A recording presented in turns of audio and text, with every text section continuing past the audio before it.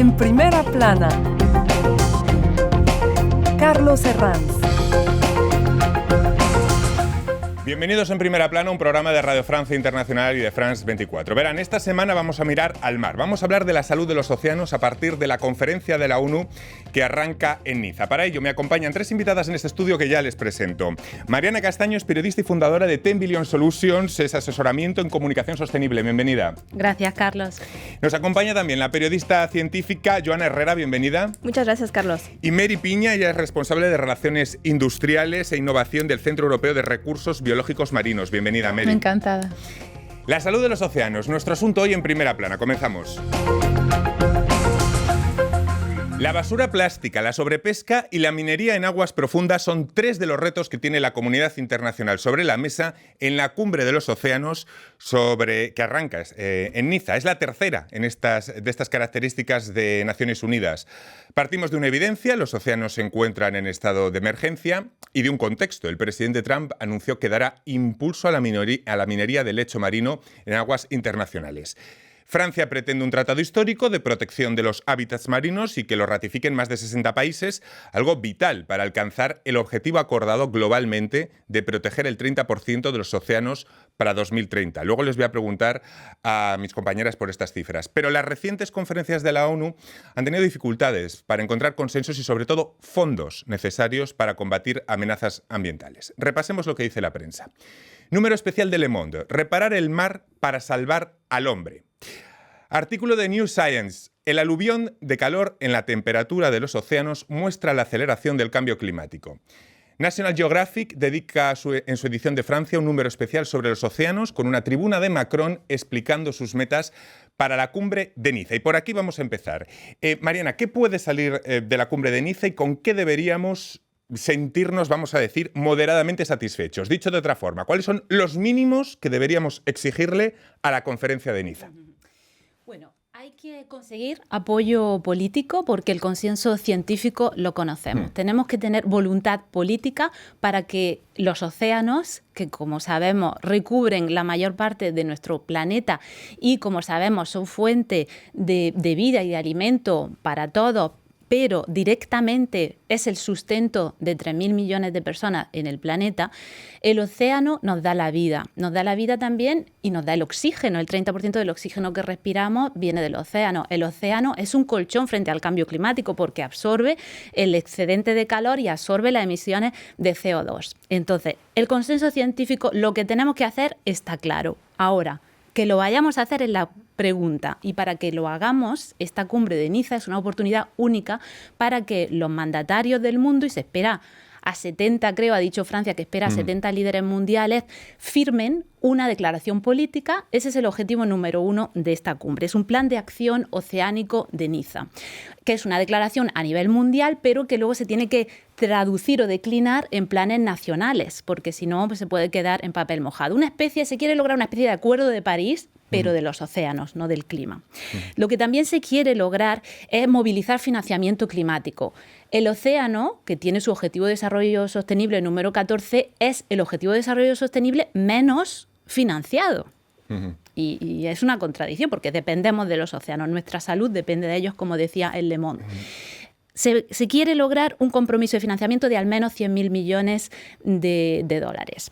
Y otro punto importante y que tiene que ver con el multilateralismo y esta gobernanza mundial de los océanos es el llamado Tratado Global de los Océanos, que está adoptado, pero que para que entre en vigor tiene que ser ratificado, y lamentablemente pues los países están arrastrando un poquito los pies para la ratificación y es fundamental para proteger los océanos, la diversidad marina, etc. Joana, ¿qué le parecen los objetivos fundamentales de Niza, de esta conferencia que arranca? Bueno, no tengo mucho que agregar. Sí, porque le he contado todo. Mariana ha contado todos los objetivos que hay.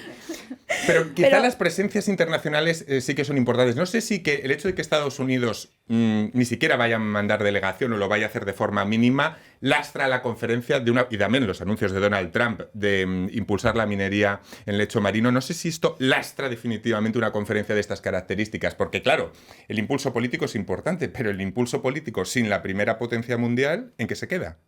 Yo creo que depende de cómo se comporten las otras potencias mundiales. Sí, sí. Porque si, como dicen, la unidad hace la fuerza, y aunque no estén los Estados Unidos, si todo el mundo se pone de acuerdo para financiar y para poner un código, una reglamentación adecuada para proteger los océanos, puede funcionar.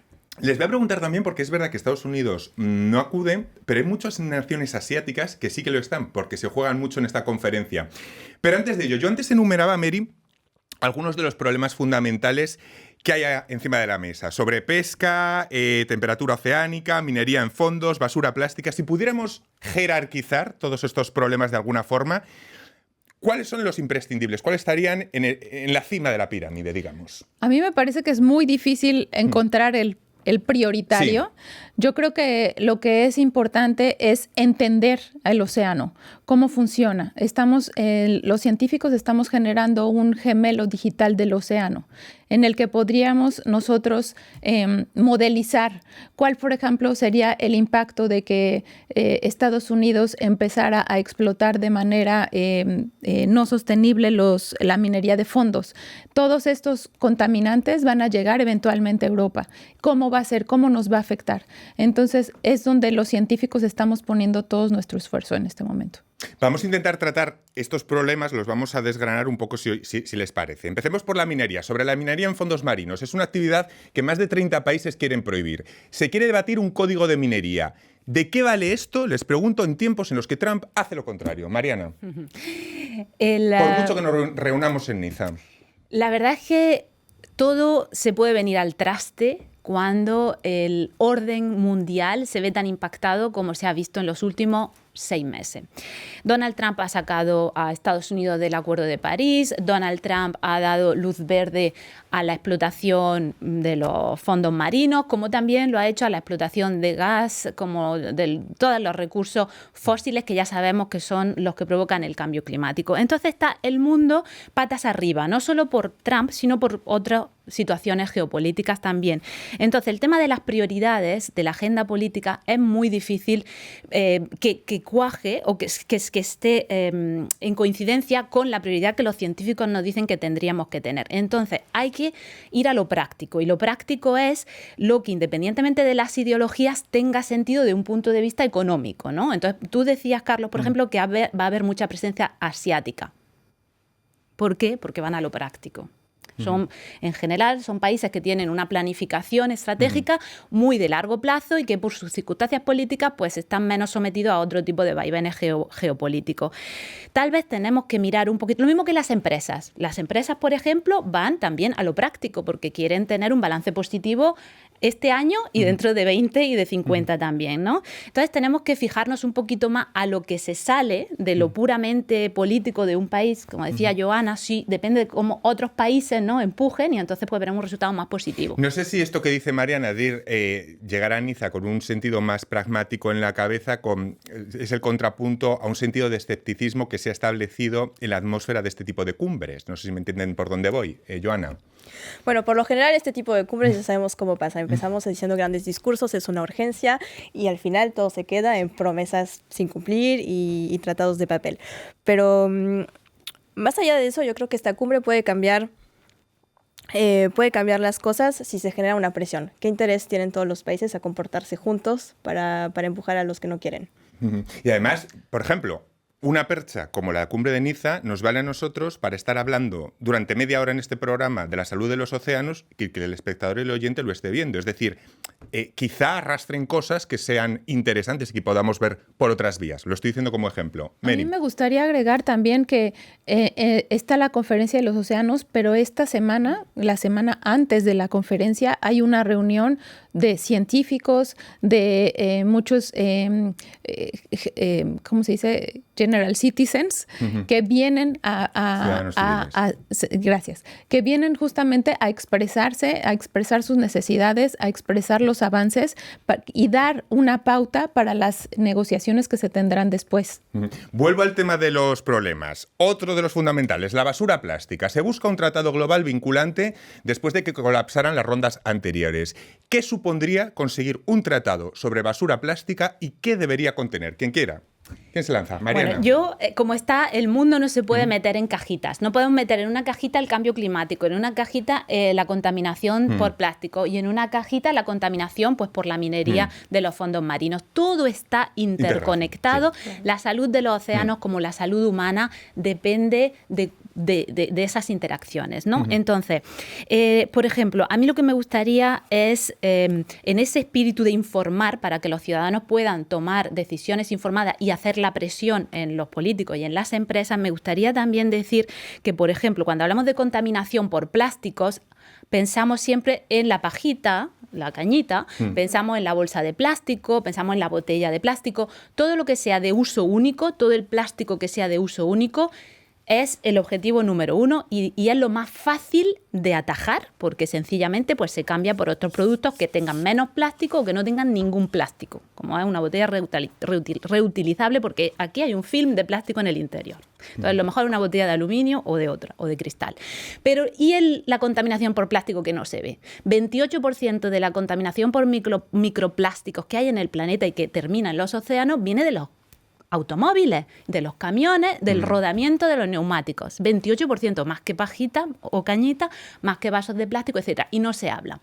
La contaminación por redes de pesca es el mayor peso también en los océanos. Tenemos que hablar de todos los componentes de la basura plástica, no obsesionarnos con una pajita, no obsesionarnos con una botella de plástico y pensar en el problema global, porque ahí, con toda la información, es donde vamos a poder atacarnos a las causas. Joana, ¿qué le parece el problema de la basura plástica y si se consiguiera llegar a un tratado? ¿Qué podría suponer? Bueno, yo estoy completamente de acuerdo con Mariana, ¿no? Hay que verlo de una forma integral, por supuesto. Global, sí. Y todos son ecosistemas, ¿no? Y también lo que ayuda en el plástico es que es algo más visible para la gente. La gente puede más visualizarse, porque cuando les hablamos de clima es como todo muy abstracto, no saben muy bien a qué corresponde 1 grado, 1,5 grado. Y es verdad que es muy visual, perdona que te interrumpa, Joana. Yo hace poco estuve, lo voy a decir, en Estados Unidos y a lo mejor ya por la costumbre llegué a Estados Unidos y en cuanto me dieron una pajita de plástico dije, anda, es verdad. Vuelta al pasado. Sí, de repente dije, ¿qué hago yo con esto? Sí, el ser humano luego se acostumbra muy rápido a hacer las cosas bien, ¿no? Y el plástico es algo que vemos todos los días, entonces si hay un tratado, bueno, al principio va a ser raro, después vamos a decir, bueno, pero no es nada, y al final, al cabo de unos años, va a ser demasiado extraño ver plástico, bueno, eso espero. Esto estará en un museo. Pero justamente es que también el problema no es tanto en reciclar o en comprar, sino también en poner la presión a los países que producen la mayor cantidad de plástico, ¿no? Y creo que eso puede ser un output de la conferencia de Niza. Luego Mary nos va a contar algunas iniciativas de las que seguramente se hable en Niza. Les voy a preguntar por otros problemas y les voy a preguntar también por las aguas de protección. Es un concepto muy interesante que vamos a abordar a vuelta de pausa. Hasta ahora en Primera Plana.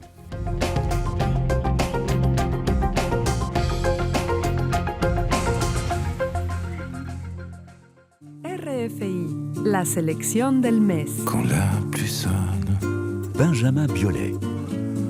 À mon carreau, adieu Paname, tu pleures trop. Pierce Faccini et Balaké Sissoko. What will you do when the storm comes your way? Will you run to the high ground or battle the fray? Chrissy. Toutes mes baignères de Bruxelles jusqu'à Singapour. Première classe, internationale. Yeah, ma jolie go, ma jolie garce, ma jolie femme, ma jolie nia. Que tu sois demi-mour ou demi-rose, que t'es, c'est pas mon dos. Summer body à la corde, tout sera payé. Phoenix et Mariana Frois. Non, je rigole.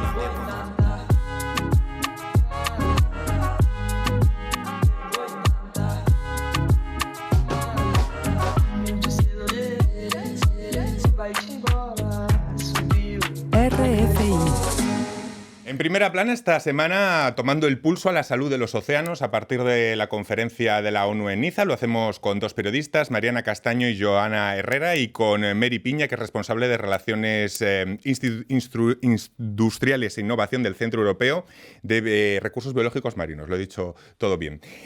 Volviendo a Niza, la conferencia de la ONU, lo que sí que se espera en Niza en masa es la participación de naciones del Pacífico, de Asia-Pacífico, en contraste con Estados Unidos, que podría mandar una representación mínima o incluso nada. Unas naciones que exigen compromisos financieros concretos. ¿Por qué? estas naciones de Asia están tan interesadas en ello, Joana? Simplemente porque para ellos es una cuestión de diplomacia, para ellos es una cuestión de supervivencia. Ellos son los que pagan el costo de todo el cambio climático y además ellos casi no generan, no son partícipes de toda esta contaminación. Entonces, por ponerle cifra, a juicio de algunos expertos, se pueden esperar compromisos públicos y privados de 100.000 millones de dólares. Claro, esto para el oyente y para el telespectador es una cifra que puede que no les diga nada. Esta cifra, ¿me la pueden poner en contexto? ¿Es mucho, poco, insuficiente, lejano a la realidad, suficiente para solventar 100.000 millones? Así, al dato frío. Pónganle adjetivos, por favor. Pues, ¿vale? por ejemplo, yo que vengo de España, pues 100.000 millones es 10% del Producto Interior Bruto de España, que en fin, que bueno, que para a nivel mundial... Océanos mundiales. A mí realmente me parece muy poquito, Ya. sí. Claro, es que ven la cifra así, pero luego una vez que la pones en contexto, a lo mejor no dice tanto, ¿verdad? Mary, ¿qué le parece esa cifra así? Por ponerle un poco de contexto a la cifra. A mí me parece reducida y por eso también quisiera hablar del Pacto del Océano, que es algo que Europa va a presentar durante la conferencia de Niza. Este Pacto del Océano es una serie de lineamientos, es una estrategia europea que promueve la protección del océano, la explotación sostenible y también el conocimiento, la investigación científica en el océano. Gracias a este pacto en el que mi organización MBRC ha participado, se van a declinar ciertas políticas públicas para justamente financiar proyectos que sean sostenibles para la explotación del océano. Vamos con otra cifra para ponerla en contexto. El objetivo de proteger el 30% de los océanos de aquí a 2030. Se acordó hace 13 años. Y tiene dificultades para concretarse. Los expertos creen que en realidad solo el 10% de las aguas están realmente protegidas.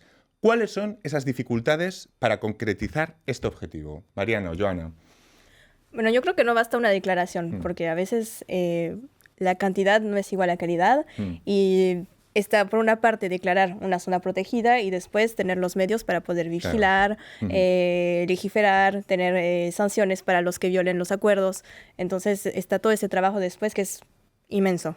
Claro, una cosa es la declaración y otra cosa es luego lo que tiene que acompañar, la cobertura que tiene que acompañar a esa declaración de zona protegida, imagino, Mariana. Y también las medidas de compensación. Hay que pensar que muchas personas, muchísimas personas, y no solo grandes multinacionales, dependen del mar. No solo como fuente de proteína para alimentarse, sino que es un medio de subsistencia, su fuente de ingresos, por así decirlo. Entonces a esas personas hay que darle alternativa para que se pueda compatibilizar la protección de los océanos, que en realidad es en interés de estas poblaciones, pero también con el mantenimiento y con el progreso también, con el desarrollo sostenible para que esas comunidades mejoren. Y hay alternativas, una pesca menos intensiva, una combinación, un equilibrio con otro tipo de actividades como la artesanía, como el turismo, la protección medioambiental, el pago por servicios ambientales, el carbono azul, que también es un tema, porque se puede pagar a comunidades por proteger ecosistemas que capturan emisiones de dióxido de carbono. Eso se puede monetizar. Entonces, hay que vigilar, pero también hay que compensar. Quiero que nuestra científica de cabecera nos ponga en contexto otra cifra. No quiero apabullar en cifras, pero hay que dar otra. En el mundo hay 16.516 AMP, que significa Áreas Marinas Protegidas. Esto les puede parecer mucho, pero solo se traduce en un 8%. ¿Qué significa, Miri, esta denominación? ¿Por qué en términos globales hablamos de poco espacio? Y me gustaría saber, sobre todo, si incrementar sustancialmente estas AMP sería una buena noticia en sí misma o ni tan siquiera. ¿Qué supone esta declaración? Absolutamente. De hecho, hoy en día estas áreas marinas protegidas tienen, como bien decía mi compañera, un efecto muy positivo sobre la biodiversidad. Entonces atraen nuevas especies, se ve que los pescadores tienen más material, además pueden atraer turismo. De verdad, el impacto económico positivo de estas áreas es muy importante. Nosotros trabajamos con observatorios marinos en donde seguimos la biodiversidad cómo va cambiando con el cambio climático, con por ejemplo todo lo que son las eólicas marinas y cuál es el efecto que pudiera tener y cómo la podemos explotar de una manera positiva. Hablábamos de todo lo que son los coral reefs, no sé si me ayudan con la... Barreras de coral. Barreras sí. de coral. Y se va a preguntar por este tema también. Las barreras de coral y cuál puede ser el impacto positivo justamente en la captura del carbono y todo este nuevo mercado del carbono que se va a crear, que va a favorecer nuestro planeta y nuestra economía. Hablemos del tema que tocaba Mary, un tema que a lo mejor es muy visual también para los oyentes y espectadores. El sombrío futuro del coral en un mundo sobrecalentado. Respondamos para empezar, ¿por qué son importantes los arrecifes y cómo les afecta el sobrecalentamiento, Mariana? Los arrecifes de coral son el sustrato de la vida marina. Y una vida marina sana es el sustrato de una vida humana, de una salud humana. Entonces, también los arrecifes de coral son un termómetro. Ahí vemos en las imágenes unos arrecifes que están blanqueados. Eso es que el coral se está muriendo, porque un coral es un animal vivo y se muere. Es una cosa muy, muy delicada que con un poquito que cambie el índice de pH del agua, pues se muere. Sí. Y toda la vida alrededor se muere, y si se muere la vida alrededor, pues las pesquerías están en peligro, etcétera, etcétera. Es un efecto dominó. Digamos, perdona, cuando sube la temperatura del agua, baja el pH, ¿no? Si yo he entendido bien. La acidificación de las aguas. Y eso es lo que se llama la acidificación, que ahora mismo cada vez lo vemos más como concepto en la prensa. Yo voy traduciendo para por si nos perdemos. Sí, y sí, eso de acuerdo. Provoca que las barreras de coral, como la Gran Barrera de Australia y los arrecifes de coral que tenemos en el Mediterráneo y en los mares de todas latitudes, pero sobre todo en la gran banda tropical, pues estén en peligro y mueran. Y cuando mueren los corales, la vida empieza a morir. Entonces hay que replantar corales, pero sobre todo se pueden replantar corales, pero eso es una gota de agua en el océano, nunca mejor dicho. Lo que hay que hacer es preservar las condiciones de vida de esos corales, que son también las condiciones de vida en las que nos hemos desarrollado nosotros seres humanos. Joana, ¿algo más sobre los corales a destacar? No, nada más, sí, preservarlos y también no olvidar el rol que tienen para crear barreras entre los diferentes ecosistemas marinos, porque no todo el océano es compatible. No todas las partes del océano son compatibles entre ellas, pero... Porque ¿qué supondría un mundo sin arrecifes de coral? ¿Qué impacto tendría sobre nuestras vidas, por ejemplo, Mary? El problema con los arrecifes es que también es el lugar donde desovan muchos peces, entonces es donde nacen los peces que después vamos nosotros a consumir. Hoy en día, nuevas tecnologías que hay para justamente compensar estas pérdidas son los arrecifes de corales artificiales, en donde se pone alguna estructura que va a promover que los arrecifes de coral se formen. Esto tiene ventajas, como por ejemplo en el mercado del carbono, y también, por supuesto, atraen especies, hace que florezcan especies marinas que podemos consumir, además, y también los arrecifes de coral artificiales captan el carbono. No sé si podemos hablar destacarían alguna iniciativa de alguna ONG o estatal de la que se puedan hablar estos días en Niza que les resulte interesante, que debamos de tener en cuenta, Mariana. A mí me gustaría, porque hemos hablado mucho de arrecifes de coral, que son muy importantes, pero también la Posidonia, por ejemplo, que en el Mediterráneo es una planta marina muy importante y que captura muchísimo carbono, que hay unas praderas inmensas y que son otro termómetro de la salud de nuestros océanos. Yo, por ejemplo, vengo del sur de España, Parque Natural Cabo de Gata-Níjar. ¡Qué bonito! Muy bonito y muy protegido, y gracias a esa protección tenemos unas praderas de Posidonia que son espectaculares, no solamente para disfrutar cuando uno hace snorkeling o buceo, sino también para que se mantenga la vida marina y que mantengamos el equilibrio de los ecosistemas y que haya una riqueza también turística, por así decirlo, y que se pueda vender en los mercados del carbono, ¿no? Entonces, pues a mí me gustaría que pensemos, sí, en los corales, pero también en las posidonias, en las algas, que también forman parte de nuestro ecosistema marino. Joana, ¿alguna iniciativa más? Bueno, yo pienso que también esto sirve a incluir los océanos en el tratamiento mediático de toda la información a lo largo del año, para que pueda reunir todas las otras crisis que nos preocupan, como las guerras económicas, la pobreza, las crisis humanitarias. Bueno, esto también es más abstracto, pero juega. dentro de... Claro, y no porque verlo es verdad, como algo aislado. No, está bien visto el apunte mediático porque es verdad que alguno dirá, con la que está cayendo, pensando Gaza, Ucrania, Trump, etcétera, etcétera, etcétera, ¿estar ahora con esto? Porque a lo mejor es verdad que son malos tiempos, ¿no? En general, para tratar este tipo de temas, pero es que tampoco nunca han sido buenos, ¿verdad, Mariana? No, a mí me gusta pensar que es como un teatro con unos personajes. Para que haya teatro tiene que haber una escena. Es decir, para que esté Rusia, Estados Unidos y nosotros aquí hoy hablando de este problema, tiene que haber una escena, un suelo sobre el que estar. Si no está el ecosistema marino como el ecosistema terrestre en buena salud, no hay actores en el teatro. Entonces, pues, nos interesa mirar lo que hay alrededor de estos problemas del día a día, que son gravísimos y que hay muchísimo sufrimiento, pero que hay que mirar la fotografía abierta, con foco abierto. Oye, sí, Mary. A mí algo que me gustaría agregar sobre las ONG es que para, por ejemplo, para una infraestructura de investigación como nosotros son muy importantes porque en todo lo que es la industria acuícola, muchos productores son pequeños productores. Entonces, cuando interactuamos con ONG, nos permite hacer la transferencia del conocimiento de una manera más dispersa. En las portadas al inicio leíamos una frase que quiero traerla en este último minuto de tiempo: salvar al mar para salvar al hombre.